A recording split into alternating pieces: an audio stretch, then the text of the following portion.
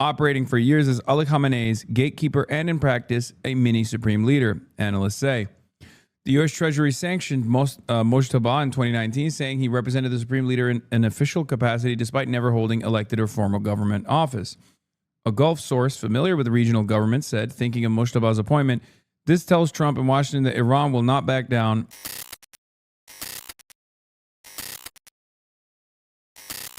Now, we've just got some breaking news that's just come into us. Iran has named the new supreme leader. It will be Mojtaba Khamenei, the son of the slain supreme leader who was killed last Saturday in a... That's right. The Assembly of Experts done did it again, boys. They brought in another Ayatollah Khamenei. Israeli-U.S. strike on the capital. Oil futures just opened up. Shit hit $111 GG. Oh, great, dude. That's great. That's fantastic. I mean, what do you say to that? Winning. So much winning. We're going to win so much. We're going to win so much. You're going to say, please, Mr. President, no more winning. And I'll tell you, we're going to keep winning.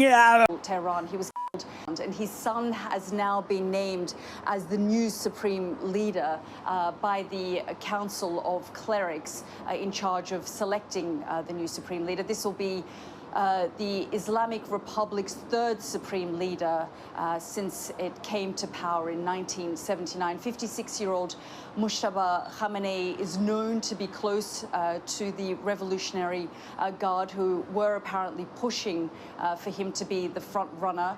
He is a mid-level cleric who studied... Now I feel like they want the names to sound so similar to confuse the West, bro. Because the first guy is Khomeini, then the second guy is Khamenei, and then now the third guy also Khamenei. It's like, bro, you couldn't throw a different name in the pile? What are we doing? Nah, we just got to stick with the naming convention. It's too difficult. We don't want to etch out the names in the directory. It's gonna have the whole thing up. Brother, you think hamburger cunts see a difference between Persian names? I mean, Khomeini and Khamenei are pretty similar, you know? In seminaries in Qom, and for the past at least 20 years, his name has been... Wait, the third? Like they killed two already? No. Khomeini is the first Ayatollah. At the time, Ali Khamenei is the president. Then when Khomeini passes...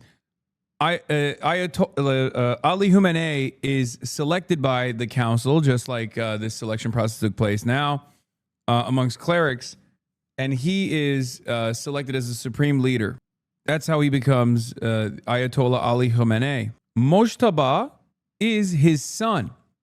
The guy that we just killed on the first day, Ali Khamenei, has well, he has multiple kids, I think, but this is one of his kids, Mojtaba Khamenei. Mojtaba Khamenei is his son. He's also a cleric, a mid-level cleric, which, you know, kind of disrespectful. Why are you saying Khomeini, lol? Wait, what? Because the first... I'm explaining to a chatter.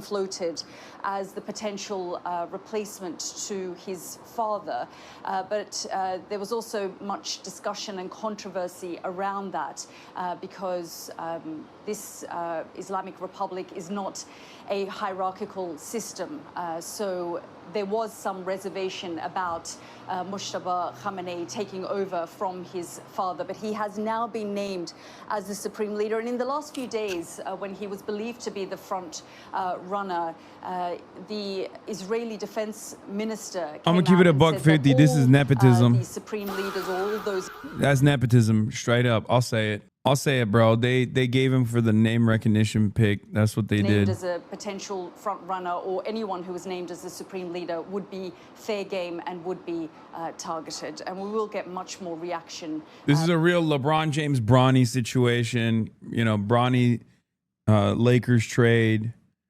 I'm calling flag on the play. We got to get the commissioner involved. Okay, nobody's gonna respect him. Everyone's gonna say he's a nepo baby. To the naming of Mojtaba Khamenei as the new supreme leader.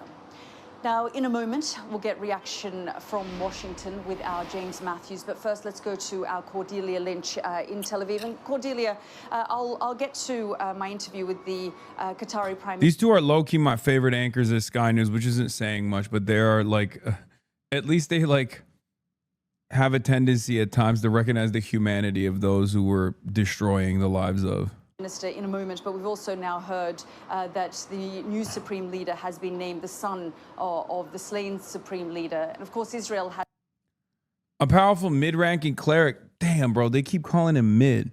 Mojtaba Khamenei, 56, has long opposed reformist groups advocating engagement with the West.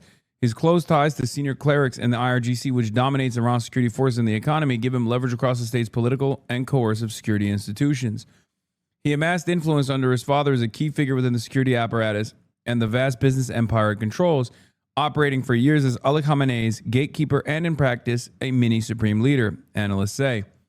The U.S. Treasury sanctioned Mojtaba in 2019, saying he represented the supreme leader in an official capacity despite never holding elected or formal government office. A Gulf source familiar with the regional government said, thinking of Mojtaba's appointment, this tells Trump and Washington that Iran will not back down. They will fight on until the finish. So the Middle East Institute likened Iran's trajectory to Iraq under Saddam Hussein after 1991 or Syria under Bashar al-Assad after 2012. Governments that survived years of war and isolation but steadily lost control. They're doubling down on the hardline, Salem said. Internally, it's terrible and deeply destabilizing. Okay, maybe it's not so bad then, because I felt like when these guys say that the Ayatollah Ali Khamenei was a hardliner, I don't think he was. I think there are hardline in terms of what? Because they wanted to negotiate with the West. Khamenei wanted to negotiate with the West. I don't think that's a controversial take at all, especially because they did allow the JCPOA to go through. They followed through on the JCPOA. They were nowhere near as aggressive as they're presented in the West. Now, his son might be different. I don't know. But this guy said, being Islam is radical. Being Islam. The IRGC pledge allegiance. Iran's Revolutionary Guard says they are ready to follow new Supreme Leader Mojtaba. A middle finger to Israel from the regime, but like his father, it will take years for him to consolidate power. For now, expect the informal council to continue running things. The president, parliamentary speaker, judiciary chief, and reps from the IRGC and regular military. Yeah, most likely. Well, we just killed his family, so maybe it might be different. I don't think these guys give a shit, bro. I think that the real pressure is going to come from within, because the IRGC has been waiting for this moment in some respects. And they cleaned up all the older ranks. For the longest time, I kept repeating over and over again, if you recall, that Ayatollah was the most restrained figure that we would deal with in the West, okay? Restrained to a fault. Strategic restraint was the name of the game. I think it caused Western forces to feel far more powerful. It made them think that Iran had no capabilities of withstanding American bomb campaigns. It created a sense of weakness to a fault. It is precisely the reason why the multiple decades long initiative of building a serious axis of resistance fell apart, because one of the major red lines in said axis of resistance, especially in the last decade, was that if Israel actually put boots on the ground in Gaza, that they would pummel Israel.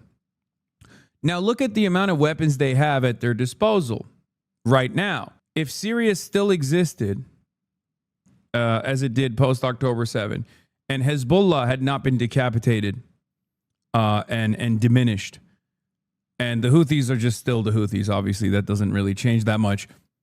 And the IRGC still had its Quds forces in both Syria and also in Iraq.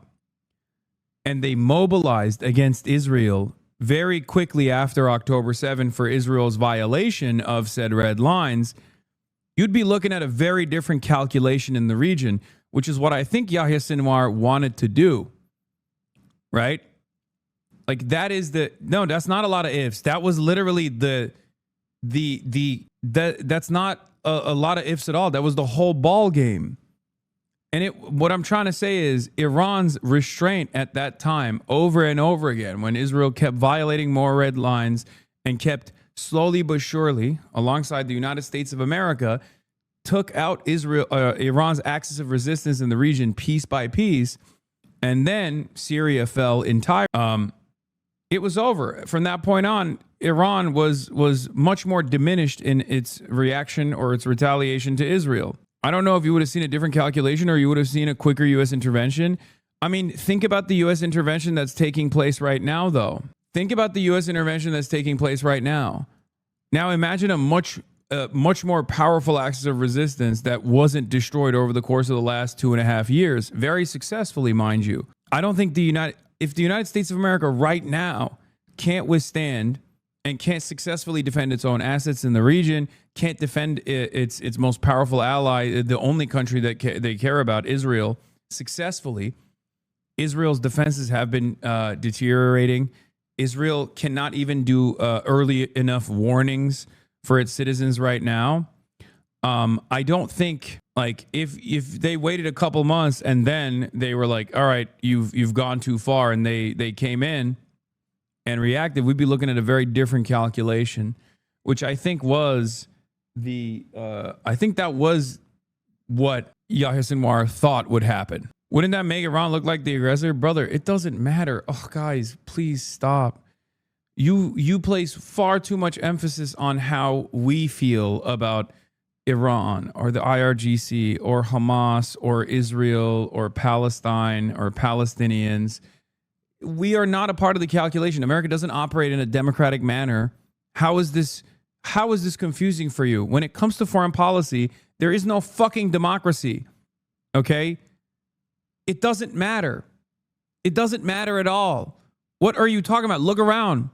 Do you think there's tremendous appetite to blow up Iran right now? Fuck no. Has it stopped America one bit? No, it hasn't. If you can recognize that here, and I think you have the capacity to recognize it, I think those guys know it over there too. The only part of this calculation that be maybe different is like maybe the U.S. and Israel would have invaded if Iran had reacted more strongly to 10-7, probably. But once again, my point is a much weaker Iran with no significant network of resistance is still capable of doing this much damage. Now imagine how much damage Iran could do if it still had the axis of resistance. My point is Ali Khamenei was incredibly restrained, and that is the reason why Iran is currently getting bombed. Because Iran getting bombed is an inevitability with Israel being in the region. And if it's an inevitability, you got to strike while you have, well, the iron is hot. You got to strike while your opportunity is like when you have more leverage. You got to strike when you have more assets. You didn't do that, and then they destroyed your capabilities of responding and reacting. You still have tremendous capability, tremendous force projection. But my point simply is, like, I think the calculation would be very different because America is basically operating not like full force, but pretty close to full force right now. They're slowly but surely going up the escalation ladder as they would, and boots on the ground is not going to be as successful for the American side as the Americans think it will be. Actually, I suspect that plenty of generals are actually opposed to that as well. That's part of the reason why they haven't done so. Anyway, but the reason why I brought all this up is not so I can get clipped to be like, see, Hasan is like so pro-Iran. He's saying Iran should have fucking retaliated, whatever. The reason why I brought that up is because there was one guy who was against that. There were forces within Iranian military that were for it, certainly. The IRGC being the hardliners, the real hardliners. The ones that were much more pragmatic and understood what was necessary. But the Ayatollah was not one of those guys. He was the final setback. He had the final say. He was the one who kept repeatedly saying, no, we can negotiate. We can negotiate. Obviously, like the civilian governance side, the president, foreign minister, those guys are all moderates. They're always moderates. That's more so to throw a bone to the public, to be like, see, we're listening to your demands. We can say this in hindsight, but Iran's actions indicate that they cared about their people, which undermines their nonsense regime take we hear from everyone, including progressives in the West. Diplomacy meant less of their own people died. Otherwise, the logic of Sinwar makes sense. There's no negotiating with Neanderthals. What are you talking about? No, that's my argument. My argument is literally that, like, this is an inevitability. So you have to, my argument is, if it's an inevitability that your people are going to get slaughtered by American forces, as we're seeing it happen right now, then you have to strike while you have more leverage. If you don't actually take the opportunity to strike when you have more leverage, clearly diplomacy doesn't fucking save lives at the end of the day. They're not always moderates. Ahmadinejad and Raisi weren't moderates. Sure. You call the regime all the time too. Yeah, but I call the American government a regime as well. I don't think regime has the negative connotation that that people present it as. Like, it's just, I think it's, it is what it is. I also say the Iranian government all the time. I use it interchangeably. Weren't they still building up their military capability in the proxies? Iran wasn't sitting idle. Wait, building up their military capabilities? Brother, what are you talking about? They got like 50,000 drones. They've already built it. What, you think in the last 2.5 years they really escalated their manufacturing capabilities? That's crazy. You just added 2.5 additional years into the stockpile, but you didn't add like a tremendous amount, I don't think. They've been building their military capabilities. No, but their gamble was that this wouldn't happen. We agreed they were too moderate, but had struck it first. I feel like your agitprop would have been that they're partially responsible for the deaths of their own people. Just keeping it a buck. What? I mean, it would have made my life much more difficult in the West to help people understand like where this other side was coming from. But I still would have done it regardless. Even if I was successful or not, it doesn't matter. Because what matters at the end of the day is results. Western attitudes on this issue are unfortunately, for the time being, utterly inconsequential. Do you understand? Like, that's why whenever post-October 7, people are like, why won't Hamas just release the fucking hostage? I was like, you're stupid. You're a stupid person. Like, defend Hamas. It's like, what are you talking about? What is this? My sister-in-law is an aeromedical evac flight nurse. They just had 200 nurses get deployment orders. She said, this is the most AE deployed since before 2010. Indicate boost on the ground is guaranteed. I don't know. Doesn't this kind of delegitimize the Islamic Republic? Looks more like a monarchy now. How can you say Western attitudes don't matter when we are bombing the country currently? Okay, do you like that we're bombing the country? No. Does the majority like that we're bombing the country? No. Now you understand why Western attitudes don't amount to anything, because democracy is a fucking lie when it comes to foreign policy. Do you understand? At most, no, but I matter. Okay, well, good luck to you, chatter. If we're talking about states, if we're talking about like state versus states, the politicking and the way that certain states should operate, it's just a totally different ball game. If you're talking about like how much easier it is to defend a perfect victim, then yeah, sure. Western attitudes matter if and only if they result in political change. Exactly. Will people be thrown out of office based on their foreign policy takes? Don't want to bring up recent drama, but even leftists are eager to cover over NATO supporting warmongering if it comes in the right package. Yeah, I know. But again, it's utterly irrelevant regardless. Whether people are pro-NATO or anti-NATO, it still doesn't fucking matter. Do you see what I'm saying? I mean, you and I agree on this. It only matters if we can actually make this change. It only matters if we can create enough pressure, enough domestic pressure that the administration has to back away. So in some ways, when like my haters or our haters are like, you're doing the bidding of Iran, it's like, it's true, I am. I'm doing the bidding of the Iranian people that don't want to be fucking killed. Okay? Not the Iranian government. It's the Iranian government's bidding as far as the Iranian government cares about making sure that the Iranian people survive. But yeah, I'm anti-war for that reason. I'm anti-war because I don't want to fucking kill Iranian people. I don't want to destabilize this country with 93 million people. I want to reduce harm. I want to avoid harm. I want to stop this senseless bloodshed. Stocks down, oil price up, down no longer 50K. Crude oil surges 20%, hits $111 barrel, stock futures fall. Can you please explain why the nepotism won't delegitimize the Ayatollah? Brother, what are you guys talking about? It's literally fucking a bunch of it's a closed door meeting of like 80 clerics that pick who the Ayatollah is anyway. What are you like a Shia cleric? Like what? It's so funny. Chatters are like, excuse me, as a Shia theologian, I have to tell you, this is really rubbing people the wrong way at the Islamic Institute of Ali in Tehran. No, white Californian law. Won't that shake Shia support if it doesn't look as godly? What? No. The British government is really undermined by the nepotism of King Charles. Okay. The amount of control that King Charles has over the British government is negligible in comparison to the amount of control that the Ayatollah has over the Iranian government. The Ayatollah has final say on everything, and it's not symbolic. Okay? That's a little crazy. That's these things do matter for sure. Like, obviously, the Ayatollah is not like, Ali Khamenei is not sitting in a fucking bunker hitting all the missiles. I know they used the king to coup Australia before. I know. They have some power, but that's like, it's, again, they're not as involved in the day-to-day affairs. They're not as involved in the day-to-day affairs of British governance as like the Ayatollah is. Khamenei just got younger, alhamdulillah. A phrase widely circulating on Persian channels. Khamenei just got younger, alhamdulillah. Oh, that's funny. Public celebrations around Iran tonight. So loud, fuck. Someone needs to inform these guys that there's a white Californian who has concerns about nepotism.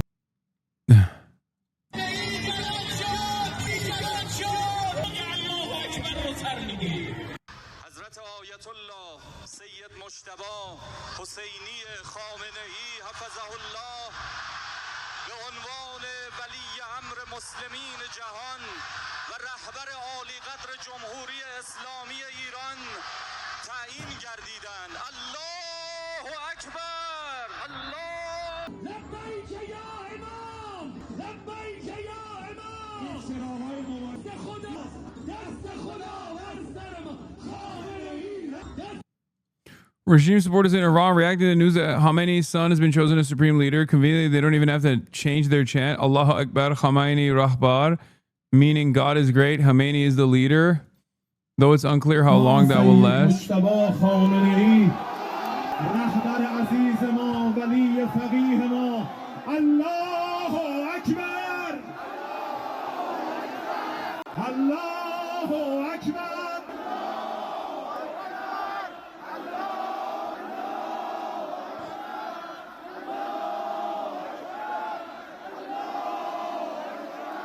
Why would they elect the man on International Women's Day? Don't they think about the optics? Oh, damn, chatter.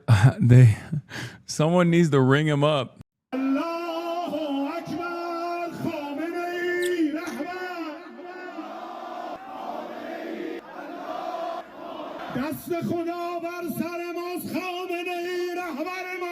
Meanwhile, Persian hogs in LA. There was also the 150 school girls that were killed. I mean, ultimately, you see this as worth it. Like, yeah, 100%. 100% is worth it, yes. There was that school in Iran that was bombed, 150 dead. But you see this all as worth it. I mean, you think we should go to the end. Yes, it's worth it. And that's why we are here. We are going to protest. Even if it's... Bro, these guys are my neighbors, dude. It's kind of crazy. Like, they're also super pro-Israel, by the way, which is... probably not shocking.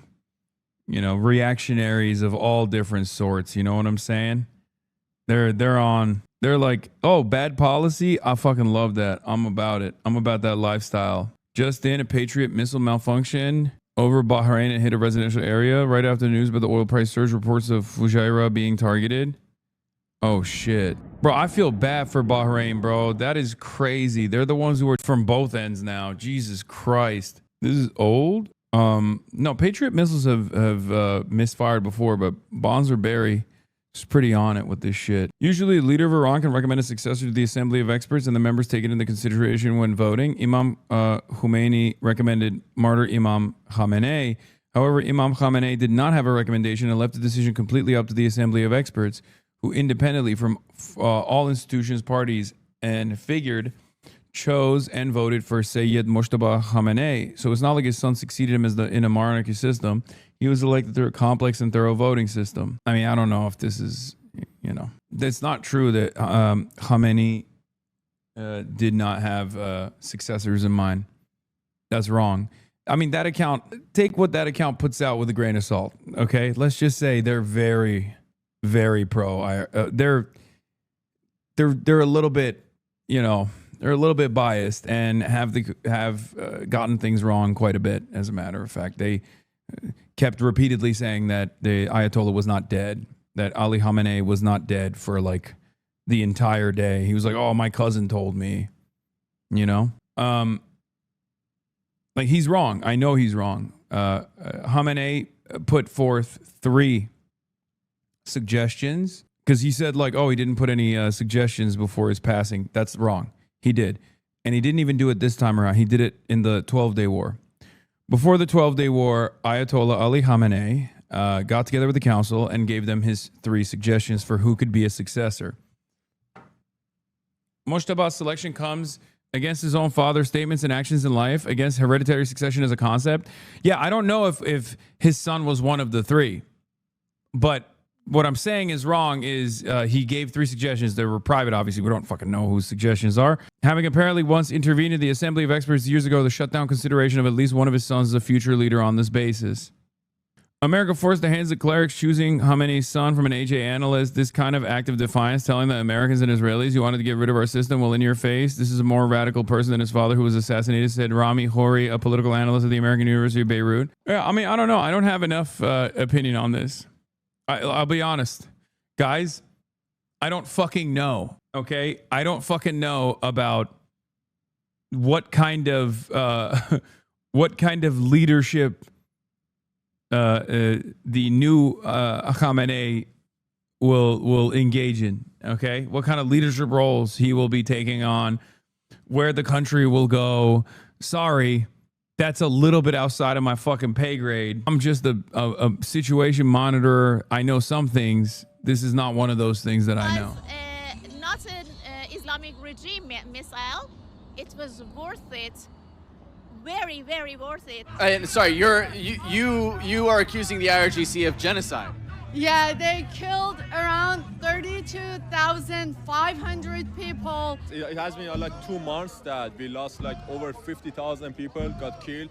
In January, in 2 days, they massacred people, 90,000 people. 90,000. 90,000 people, and some people are still in the prison. Some people, they take out their eyes, and it's in 2 days. You would support Donald Trump, for example, sending troops or sending more airstrikes to Iran? Yeah, whatever Trump is doing, it is helping us, of course, 100%. There was also a report today that he was considering sending troops to Iran, and you would support that? Yes, I would support that, yes, because I believe he's doing the right thing. Donald Trump has been looking at more options, airstrikes, but also sending troops to Iran. Would you guys be supporting that?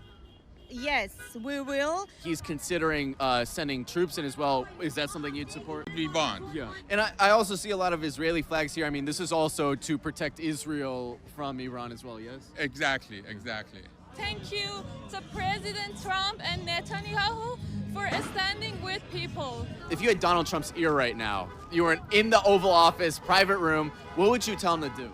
President Trump, please bomb my people more. President Trump, I love the bombing of my people. President Trump, standing with Israel. Please finish the job. Just finish it, whatever it takes. Honestly, I haven't been back to my country over 20 years. I'm not planning to go back. This is my country now. America is my country. And I know this is the best for Americans and for Iranians in Iran. You're not planning on going back to? No. And thank you, President Trump. You are my brother. You are my father. You are everything for myself, for my country, for my people. And thank you, Bibi Netanyahu, for supporting Persian people and thank you the soldier they killed in this war. And Bro, I swear to God, I'm about to see my like dentist or some shit in here. It's like I can't. Like when I tell you, like, one, this is my neighborhood, like literally my neighborhood. I think they're in downtown LA, but like they all live in my neighborhood. They're all my neighbors. Okay, when I tell you like restaurant owners, dentists, you know, small business owners all around, people who sell furniture, people who sell rugs, like car dealership owners, like every single person that I live around is this person, okay?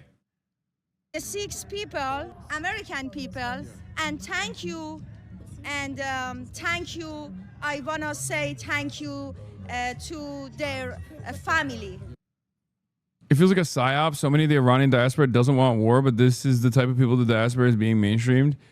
So no, this is gray zone. Gray zone is just making a point about how fucking silly the diaspora is. But like the thing is, even before this, the diaspora is not this bad. Okay, the diaspora is not this bad. Like the majority of the diaspora still doesn't want bombing to take place, no matter how much they fucking hate the Ayatollah. The problem is American media loves going to these guys because they're trying to, you know, create an environment of permission. That's it. That's the reason why that crazy haired lady was like on CBS, CNN, ABC, also turning around and being like, President Trump, please, I beg of you, President Trump and Bibi Netanyahu, Bibi Netanyahu, I love you. Save me. Trump says this war isn't about freedom. Hexas says this war isn't about democracy. Rubio says this war isn't about liberating Iran, but somehow the Iranian diaspora said Iran will come out of this war better and freer. No, I live with the people. They are my family. They actually believe this shit. They're all like this. No, I'm saying there's literally fucking, there's polling on it. It's just, people get polled on this stuff. The diaspora Iranians get polled on whether they think like American bombing campaigns are good or bad. And they were polled after the 12-day war, and 56% of Iranians in diaspora said no. Also, those guys don't want democracy either. They just want the Shah. Like, that's the other side of the story. They don't want democracy. They want the Shah. Some believe the Shah will bring about liberal democracy. They're delusional. But those guys, they just want the Shah. They're extra delusional. Sina Tusi says, as I said days ago, senior fellow at CI Policy, Center for International Policy, the other good think tank, for the record. Mojtaba Khamenei becoming supreme leader once seemed highly unlikely. His selection now appears largely in response to the assassination of his father and family, a defiant message to U.S. and Israel. But it's also a major gamble by Islamic Republic's deep state. Until recently, Mojtaba was a long shot, practically no public profile, deeply divisive where known, and closely associated with the security hardliners. His selection reinforces that the Islamic Republic system is now willing to cross previous restraints and taboos, even at cost of further alienating society and sidelining its own centrist and reformist wings. For years, Mojtaba was seen as an unlikely successor precisely because dynastic succession risked undermining the system's revolutionary legitimacy. Even his father had reportedly ruled out his son succeeding him. For the regime's radicalized base, another Khamenei may feel like continuity and toughness. For most of Iranian society, it offers little.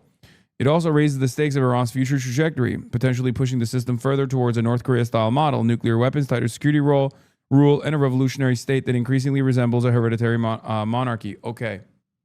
California Chatter vindicated? No, he's not talking about... No, California Chatter was talking about the like legitimacy as far as the base. No, the base loves this shit. And the people who don't like the fucking Ayatollah anyway also don't give a shit because they hate the Ayatollah.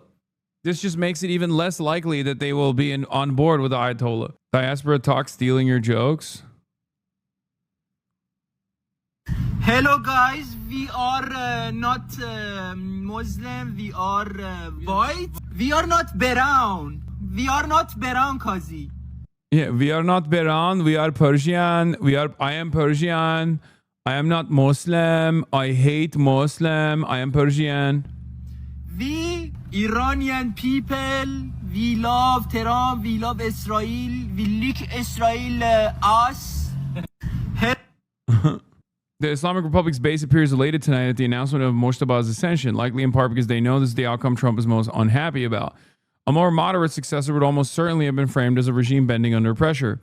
The younger Khamenei comes to power after not only his father, but much of his immediate family, including his wife and son, were killed by the U.S. and Israel. Have we checked on Patrick Bet-David? He's really sad right now because he thought the Council of Elders would have chosen him.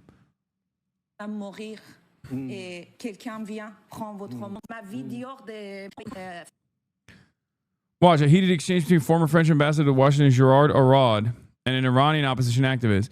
When the woman argued Iranians would accept outside help to escape the regime, we'll give our oil. We want our lives. Arad replied, yes, but he's coming to take your oil, not your hand.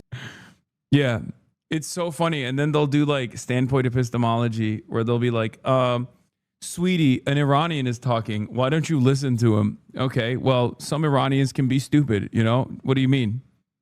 This is a stupid idea because I'm sorry, you're just not paying attention to what the fuck's going on.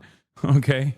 Like I feel for you, but also at the same time, like, you know, this is a stupid thing to say. Notice that only works in one direction. Yeah, if someone is like, I'm Iranian and I don't want to be bombed, everyone's like, shut the fuck up.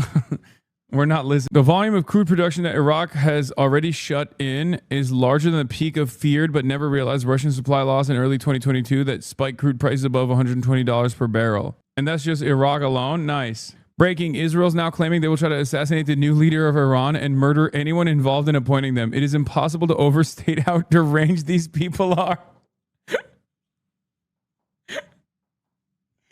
Oh my God, bro. It's like, I'm telling you, it's like a fucking rabid dog. Like, it's like having to live with a mutated pit bull with fucking rabies, dude. It's insane. They're just like, meow, I didn't get my wishes across. It is a lunatic state. Norm is right. It is truly a lunatic state. This is lunacy. Oh my God. Oh. So cool that they have nukes, by the way. And not only do they have nukes, but they also basically fucking dominate American politics as well and get the most powerful hegemonic superpower in the world to do their bidding. Fantastic. Good group of guys to give, you know, our foreign policy over to. This is your most normal Israeli politician, President Trump. The Israeli military warned it would continue pursuing every successor of Iran's next supreme leader. In a post on X and Farsi, the Israeli military said it would also pursue every person who seeks to appoint a successor for the slain supreme leader Ayatollah Ali Khamenei, referring to the clerical body charged with selecting Iran's next supreme leader. It truly is like an unstoppable force meets an immovable object. Like, Iran's like, okay, fuck you. And Israel's like, we're going to keep killing you. We're going to kill you extra hard. We're going to kill you dead. Uh-oh. Trump saw the oil prices. Trump now says $100 barrel oil is a very small price to pay and calls anyone who disagrees a fool. Short-term oil prices, which will drop rapidly when the destruction of the Iran nuclear threat is over, is a very small price to pay for USA. Oh, they are dumb. Oh, they're stupid. Oh, they're this stupid. I can't believe it. It's unbelievable. Oh my God. He truly is JD Pond. He truly is JD Pondon. It's not even a joke. He wants the fucking suburbs to scream. He wants to kill every American Treatlerite. He said permanent first world genocide. It's crazy. Nah, this is the one area where the fucking hogs and hogettes will not play around. Okay? They suck his dick on everything. This is the one area where I don't think they're gonna like that. That's why he kept saying over and over again, but the price of gas is so low. The price of gas is so low. Don't you love it, folks? Well, now the price of gas is not so low. He wants the fucking Treatlerites to scream in the suburbs. Midterms over. If they even happen in November, he's a dumbass. I mean, yeah. We'll see how much the cult more at the pump, since this was the only thing he could point to whenever people affordability. It's an incredible thing to say. It's an incredible thing to say that you're going to war, your sons and daughters are going to die for Israel. That's one thing. Americans are cattle. That stuff happens over there. It's not my problem, right? But it's an entirely separate thing to say you're going to pay extra. You're going to pay fucking $15. You're going to pay European style prices for oil and you're going to like it. And it's all because of Israel. I don't think the base will appreciate that. His base defends him being a pedophile? Yes, chatter, because his pedophilia doesn't touch the gas prices. There's two areas where the base is like a little shaky. Affordability is a major issue, and Epstein files. This makes the affordability situation completely untenable. Hasan needs to see this chat is insane. Yes, I saw it. I saw it.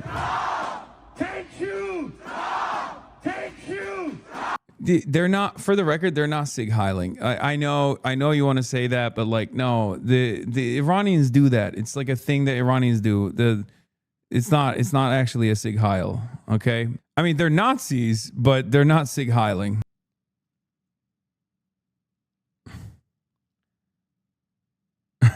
Like, when I watch this, I'm like, no, they're fucking Nazis, but not because they're Sig Heiling. They're Nazis because they're saying, thank you, Trump. Thank you, Bibi Netanyahu. Seamus's take on this. I don't think we deserve rights. I'm going to be real. Thank you. Thank you. Thank you. Thank you. Thank you. Thank you. Thank you. Thank you. Thank you. Holy, what a nuanced clip. I think so too. No, they're Nazis for sure, but not because they're Sig Heiling. Do you understand? They're Nazis because they're supporting Bibi Netanyahu and they're supporting Donald Trump. They're not actually Sig Heiling though. Like Iranians do that. Don't do that thing where like Westerners always do this thing where they're like, oh, these guys are Sig Heiling. They do it with like the Yemeni too. Like it's like, I don't know what it is, but it's a thing that people do. It has nothing to do with like fucking Adolf Hitler. Even the Ayatollah defenders were doing that in their celebrations. If you notice, like in the crowd. Oh, brother. Said anyone named as the supreme leader is fair game and could be and may be targeted. That's right. It was an expected choice. It is one of a hereditary choice, which has come as a Yeah, people in Mexico raised their hand that way too. Surprise to some, but it provides them some level of continuity. It also gives them a clear path, a clear direction of travel, signaling the days, the months, the years ahead, because there has... Chatter just said, what do you think about Persepolis? I'm not taking that fucking bait. Are you kidding me? Go back to Twitter. There's been a lot of disruption and confusion about some of the messaging coming out of Iran. So I think this now certainly draws the line under that discussion. But as you say, Israel has made it clear that there will be a mark on any successors back, stating their intentions clearly as they continue their heavy bombardment of Iran. So on. All right, and we want. Remember, there are a lot of hardline conservative Jewish Iranian Americans, Iranian Canadians, and Iranian Europeans in these crowds. They're like Mark Levin, but speak Farsi. Yeah. All the pro-regime Iranian Jews still live in Iran. I want to bring you some breaking news now. We have word that the new supreme leader has been announced, and that will be Moshtaba Khamenei. That is the supreme leader's son. Joining us now to talk more about this is Ali Hashim, who has extensively covered Iran and has been following this leadership selection process very closely. Ali, what can you tell us about what we can expect now that the supreme leader has been named? Well, now, first of all, that Moshtaba Khamenei has been announced officially as Iran's third supreme leader. This is the end of a chapter and the beginning of a new chapter at the time of war. So Moshtaba Khamenei is now supposed to lead the country in the time of war. Of course, this election would have a lot of controversy given the fact that he's... They're announcing it like it's the Pope. I mean, it kind of is. It's not like completely the Pope, but yeah. Succeeding his father. There are going to be accusations of family succession. You know, the Islamic Revolution came in 1970, and the monarchy. So this is going to be one of the issues that he will face as an accusation. Yet he will have to lead the country at a very difficult time.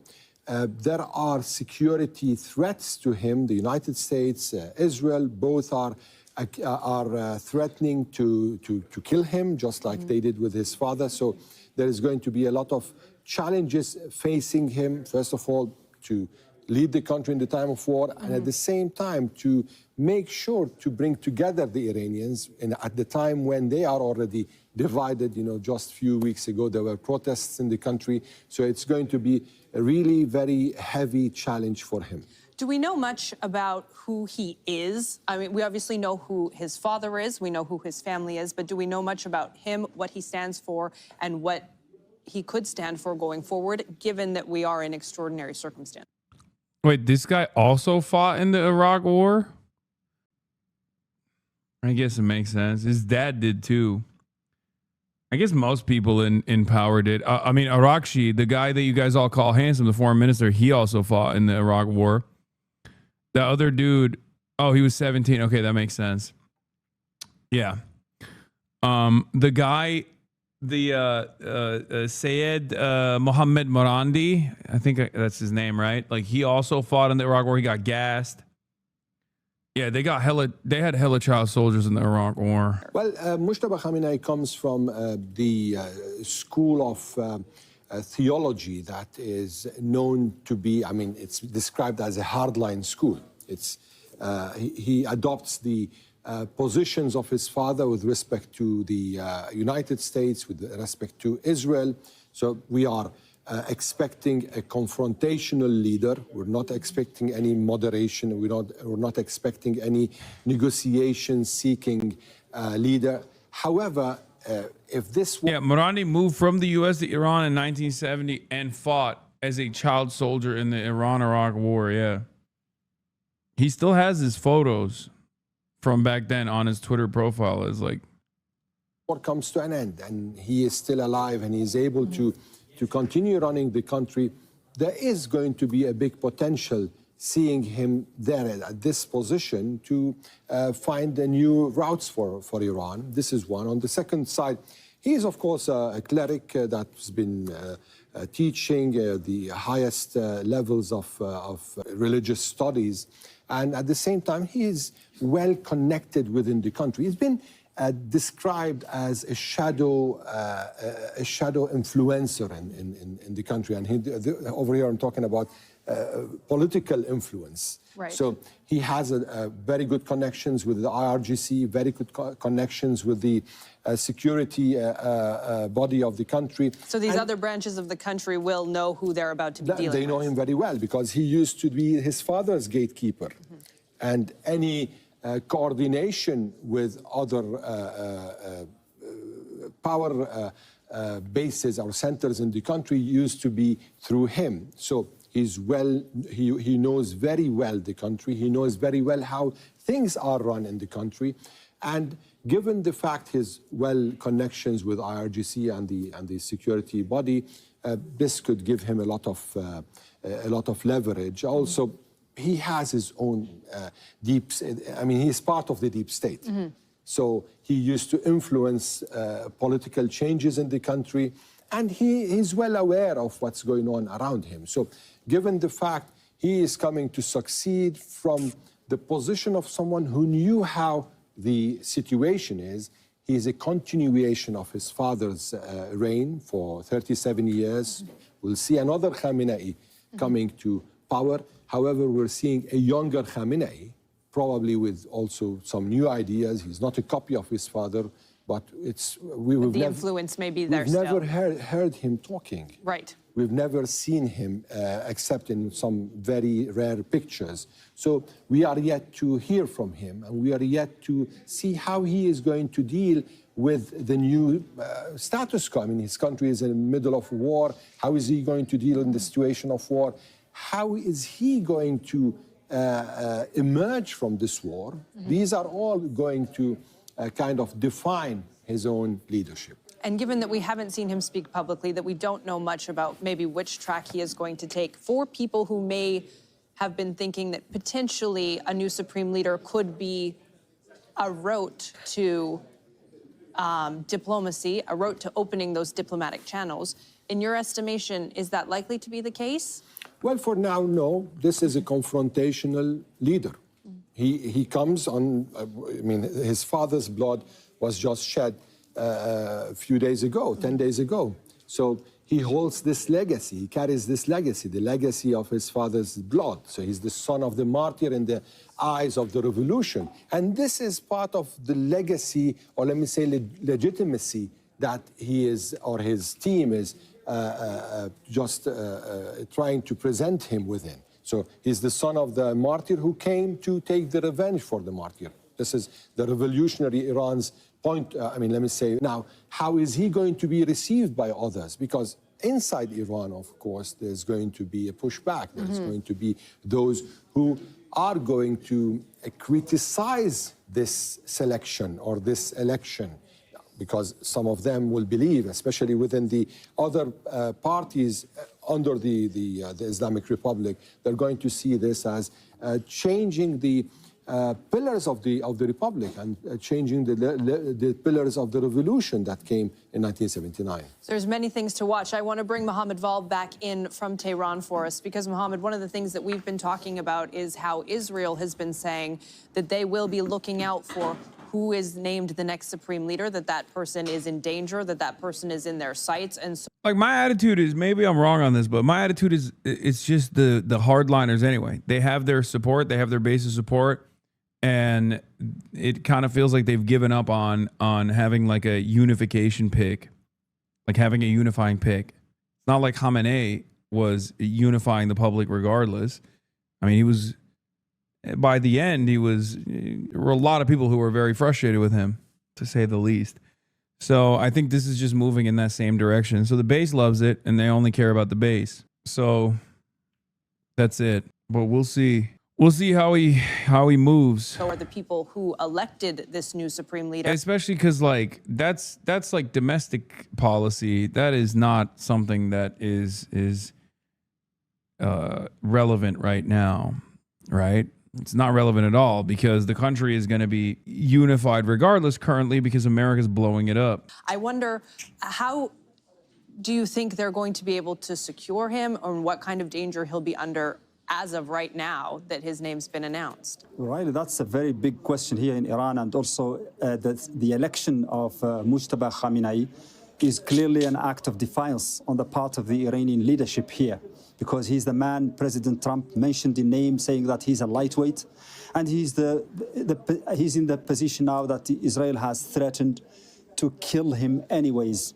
So, I mean, it's really a precarious situation for the new supreme leader, and probably the delay in announcing his name has to do with preparations to make sure that he's safe. We don't know how that is going to be done, but we know that the Israelis just 2 nights ago sent 50 aircraft and dropped 100 bombs, according to what they said, on a location that was, they said a bunker that was to be used by the late Khamenei, but he didn't have time to go into it, and that they had information that probably some of the leaders were hiding in. There's something very funny about the way that, like, Israeli society operates, like Israeli military operates, where they genuinely think that, like, if you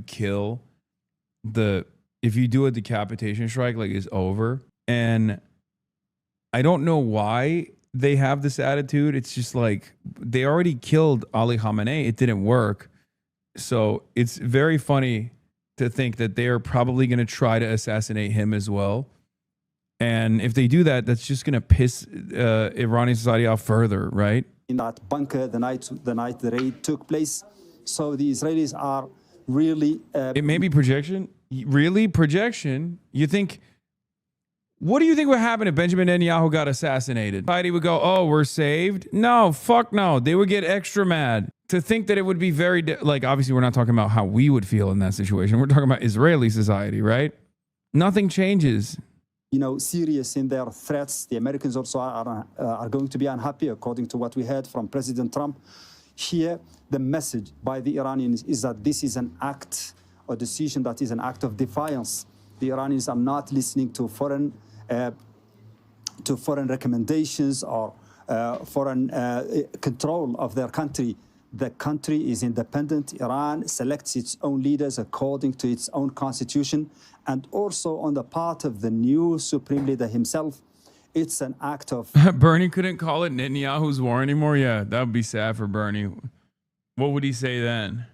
Potential sacrifice. He knows the probable consequences of his election, and he has chosen to go ahead and assume this role. We understand that as per the Iranian political traditions and constitution, the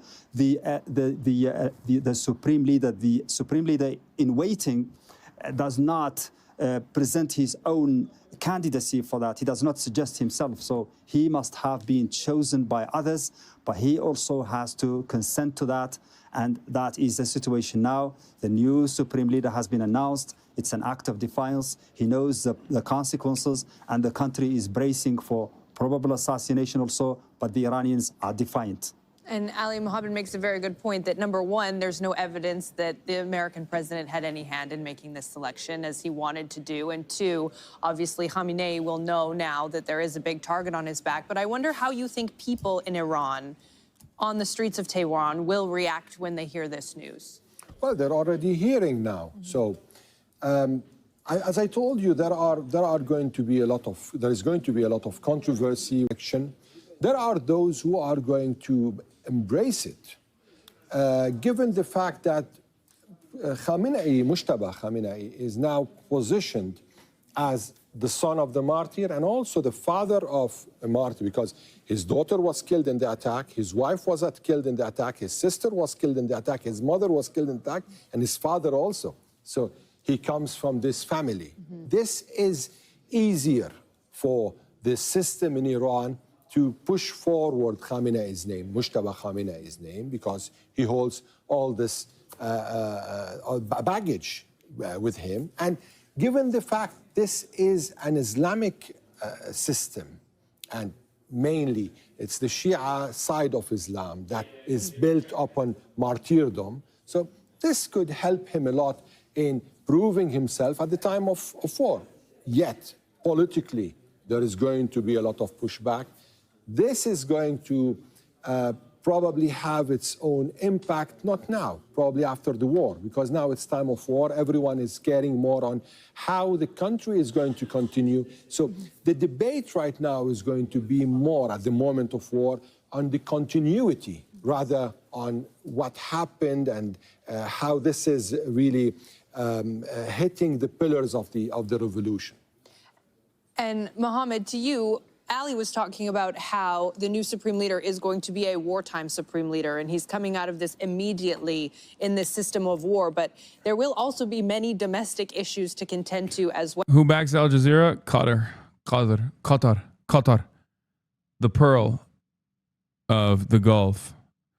And my number one funder. This broadcast is sponsored by you, the people, for you, the people. Pryker Broadcasting Service is sponsored by you and your voluntary contributions in the form of a Twitch Prime, which is free, or your voluntary contributions in the form of a $6 a month subscription or gifted subs.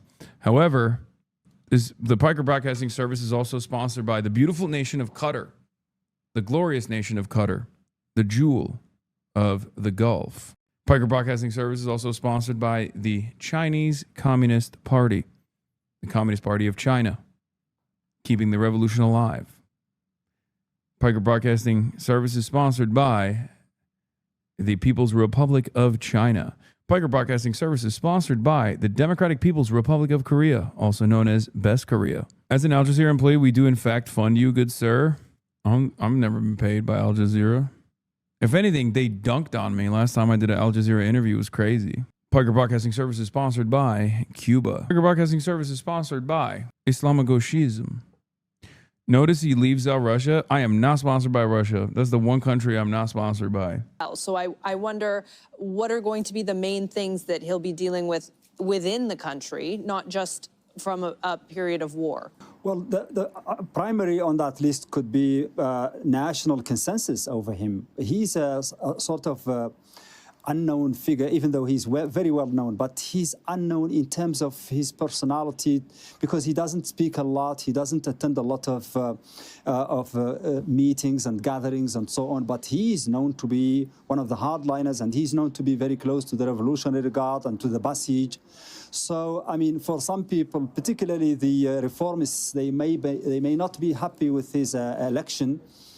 because they think that we are back to the square one. We have been trying to change the country to what we like, to the better, closer to liberalism and so on.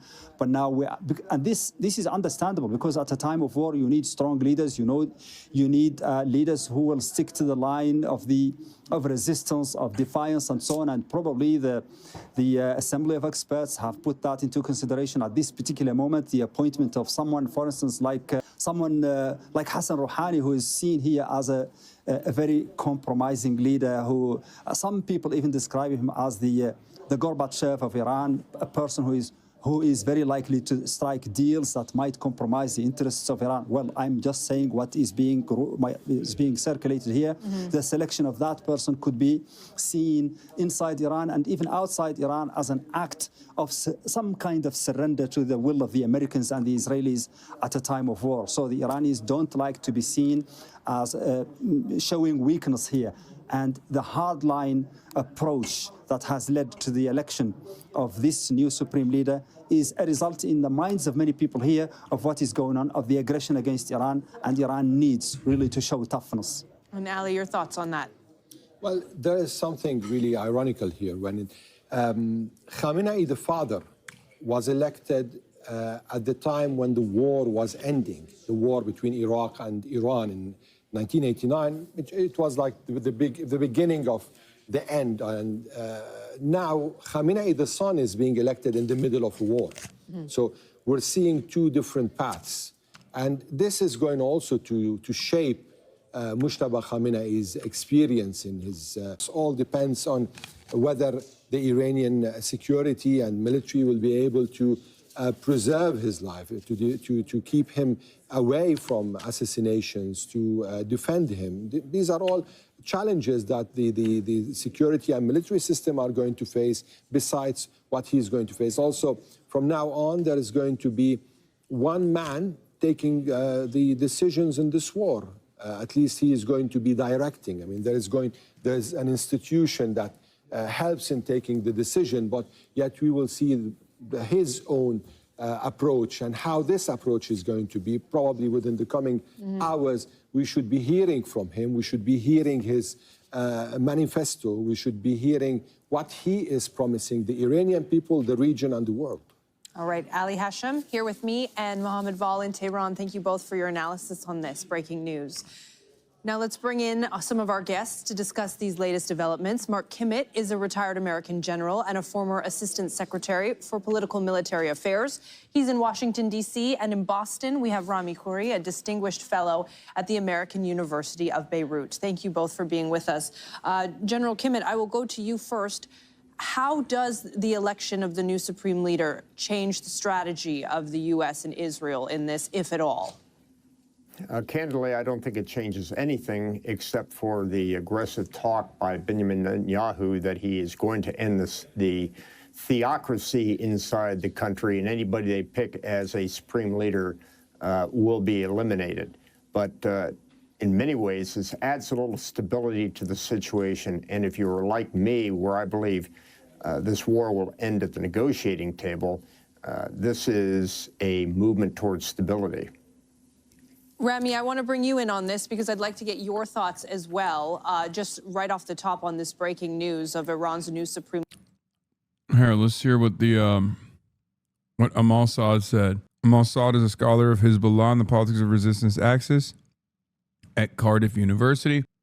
Amal Saad says the election of Mujtaba Khamenei as supreme leader was not merely an act of defiance of the U.S., but an affirmation of sovereignty whose meaning is inseparable from the conditions under which it occurred. Trump had explicitly declared his candidacy unacceptable, demanded full control over the selection process, and wanted that whoever was chosen would not last long without the U.S.'s approval, hubristically granting himself the right to determine Iran's next supreme leader and its political destiny. I think that's so funny that I'm just imagining him sitting with the council of clerics. Like, he was like, no, I get to pick it. It's so funny. It's so stupid. It's so American. It's just like we are such spoiled children. I mean, we're monsters at the end of the day. We're such a monstrous, bloodthirsty country. But it's kind of funny how stupid we are. Like, he literally is just like, oh, I got one in Venezuela, gonna do it again. Like, that's what He's like a giant toddler with nuclear first strike capabilities. I can't believe it. Out of all the countries in the world, Iran is probably one of the best positioned to defend itself against America and Israel's bombing campaigns. Not only because of its topography, but also because, like, this is kind of how they designed their entire society. He thinks you can just, like, go in there and be like, all right, I bombed you guys a lot. I'm the captain now. I'm the leader. I'm next supreme leader will be like, that's not how this works, man. These guys fucking bled for this shit. He probably envisioned the new leader as wearing a Trump hat and really liked the idea. I know more about, dude, he does look Iranian though. He kind of looks Iranian. He looks like he could be like one of them Armenian Iranians, or maybe like Azadi or something. You know what I mean? It reminds me of that photo with like the guy who made the AR-15 and the guy who made Kalashnikov standing next to one another. And the guy who made the AR-15 is holding the Kalashnikov, and the guy who Kalashnikov is holding the AR-15. And it's really interesting because, like, you look at them and you think, like, it's hard to figure out who's the American and who's the Russian in that situation. Have you guys ever seen that photo? It's giving me, this is giving the same vibe. Donald Trump inside of like this kind of garb. Yeah, see? Eugene Stoner and Kalashnikov. But if you actually look at, if you like, given their outfits, like as soon as he holds, this is the American, this is the Russian, okay? But because the American is the one that's holding the Kalashnikov, you think he's like he could totally be like a Russian, like a Russian politician or something. And Kalashnikov's holding the AR-15.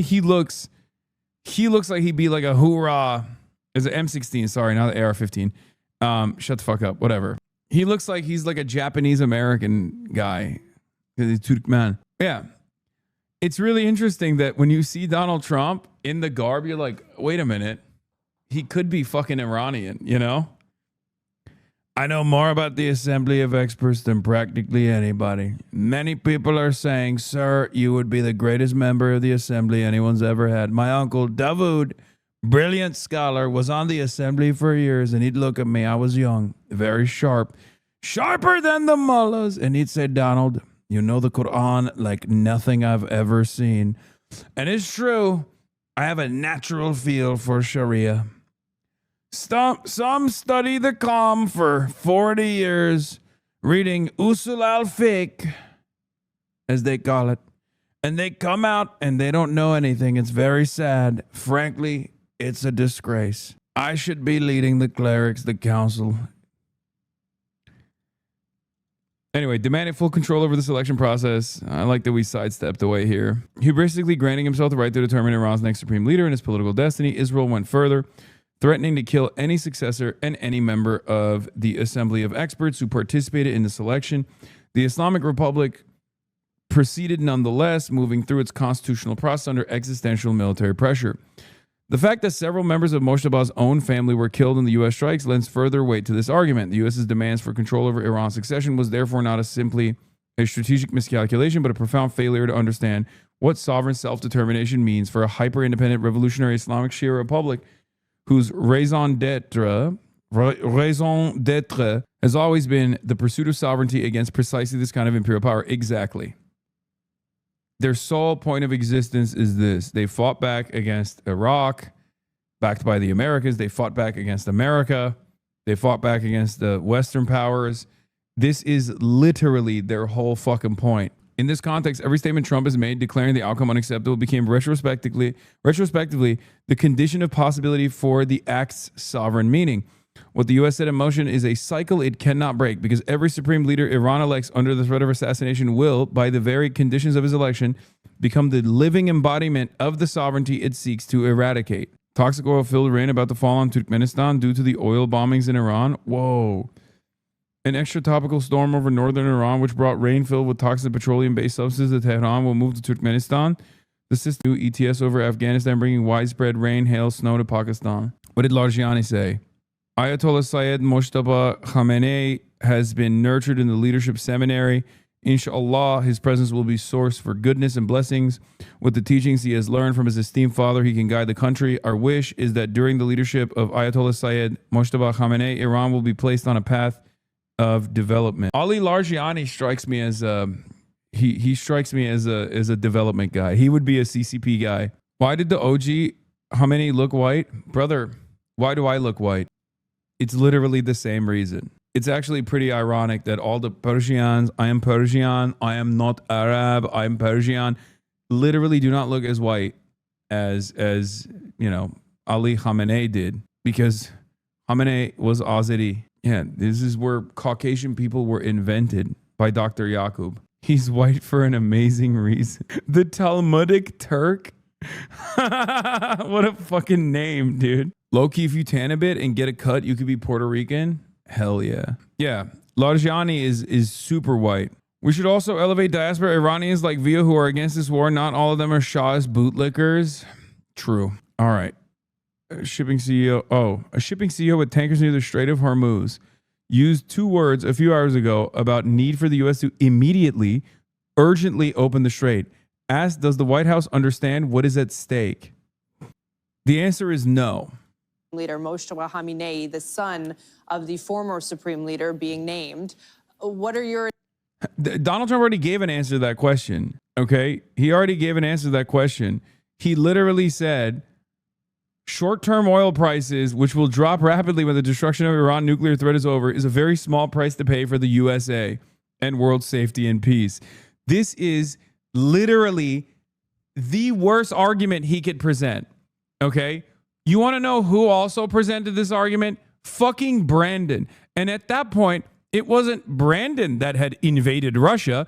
It was Russia that had invaded Ukraine.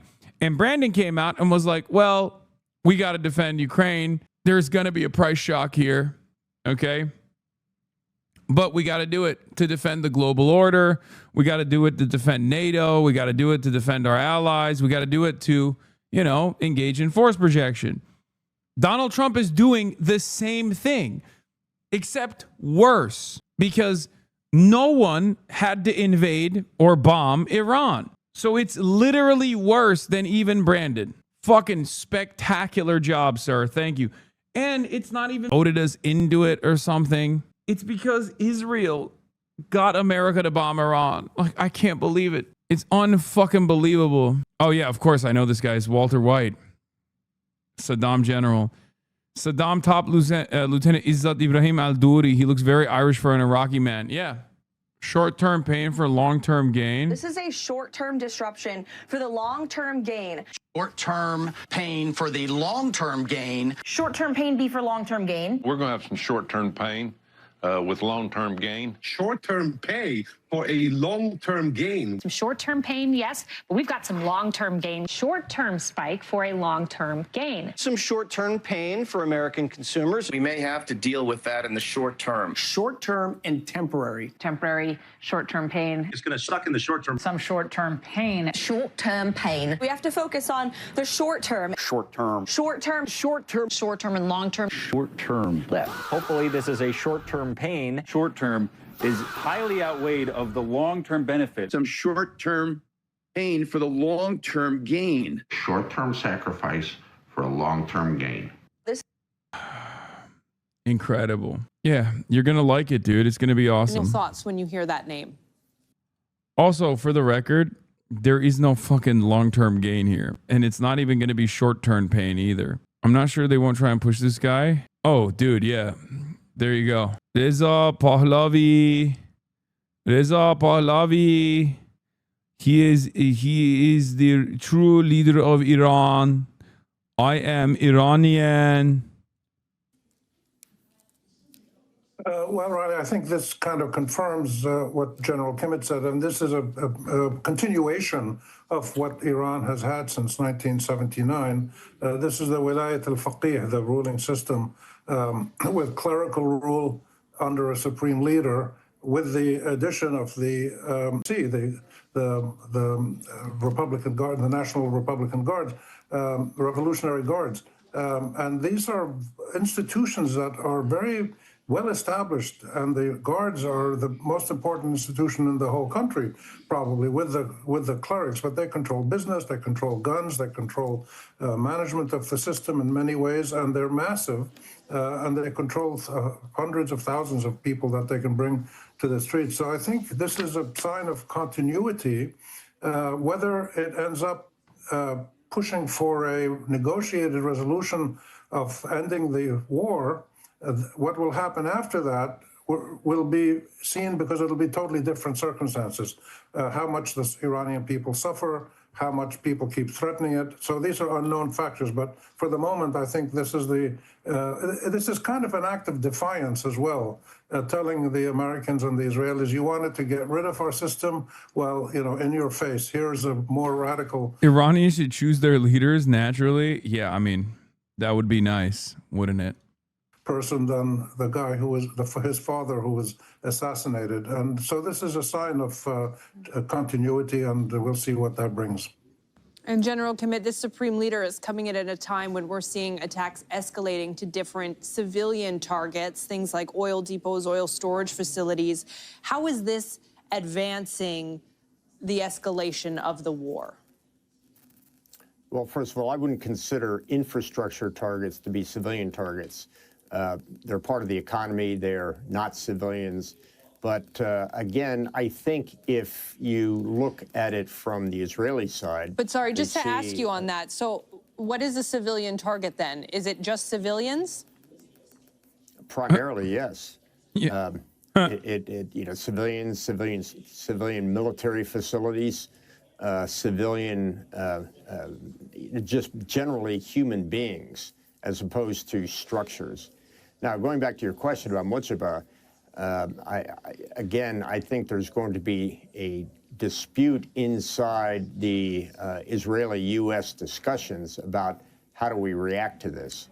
Again, as somebody who thinks that Strait of Hormuz closed, biggest anthropogenic disaster possibly since Chernobyl. Global wars and instability is considered now by economists as stagflation. Job loss in February, 92K in USA. Oil up 38% in a week. Crypto and stocks dipped very hard Friday. Something is coming. It's already here. It's already here. It's not coming. It's here already. Civilian military facility. When he says civilian military facility, he means like Bossage, and he means like the police buildings and shit. He means like IRGC, not IRGC, but like that's what he's talking about. I mean, it sounds stupid when he says it, but that's what he's trying to say. Negotiations. He's talking about like Bossage headquarters.